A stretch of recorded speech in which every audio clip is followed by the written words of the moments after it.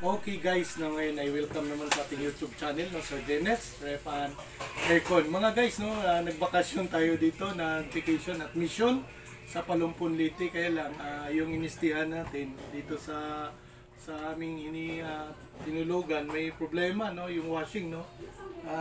Bago tayo patuloy, don't forget to like, share, and subscribe, no, sa channel natin, no, Sir Dennis. At Iniper, no, bisitahin nyo po yung mga YouTube channel. And of course, ay Melvin Mix TV and Mayx TV, no? Team Jesus, Team Tagumpay. Now, ang problema nito guys, ang brand nito, Eureka, no? 7.5 yan, kilogram, no? Ang problema nito, pag nag-washing ka at nag-dry, tumatagas yung tubig kahit naka-close dito, no? Kaya check natin karamihan nito, may mga lamog-lamog or may mga maliliit lang na problema, yung lamog sa damit, nababara doon. Kaya ipakita ko step by step procedure, no? Tutorial yan. Sa likod natin, yan mga guys. Yan. Tanggalin natin. Ito guys, ito yung pinaka-importante, no? Kahit may leak, ito. Kahit magli-leak tong hose, of course magli-leak talaga katagalan gawa no kakagatin ng daga, yan mga ganyan. Pero pag dito safe siya, okay lang, no? Kahit mag-leak, basta safe siya dito, hindi lalabas yung tubig, no? Ito yung sa dryer, ito po yun, and then ito yung sa washing. Kaya may isa lang controller. Kaya pag maganda dito, walang problema, walang tatagas ng tubig. Pero pag mabarahan siya, madumihan, yun yung problema. Kahit nakasara siya, no, nakasarado yan, open ano lang yan, no? Bukas and then close. Pag kino-close mo, tatagas, ibig sabihin may bara. Kaya pakita ko guys, yan. Yan, ito yung rubber. Yan o, tingnan nyo po. Actual natin yan o, ang dumi.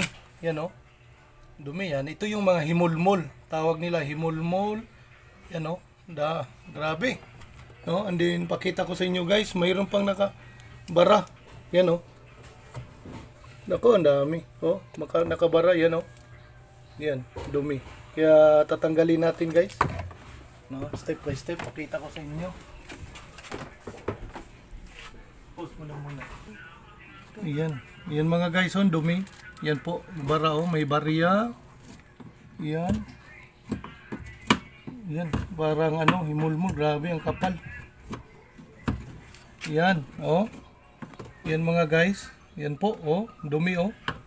Yan, pakita ko sa inyo. Yan. Kaya ito yung mga problema, yung mga buhok, imulmul sa damit, yan. Pag nagbara to, of course, kahit isirado mo yung linya nito, tatagas talagang tubig. Yan po. Yan.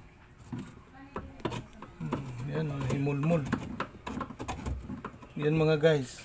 Yan. Ganun lang. And then, linisin natin yung rubber. Ito po guys, linisin natin. And then, balik natin mamaya, no? Kaya, ganun lang kasimple, no? Na para hindi mahirapan. Ganun lang, no? Hindi kailangang, kasi pag pinayos to, nako, maliit lang yung 800, no, or 1,000. Kasi alam naman natin, sa panahon ngayon, mahal. Pero kung may mga ganito kayong kaso, ganun lang, sa likod lang. Ito lang ang tatanggalin nyo yan, ganun lang.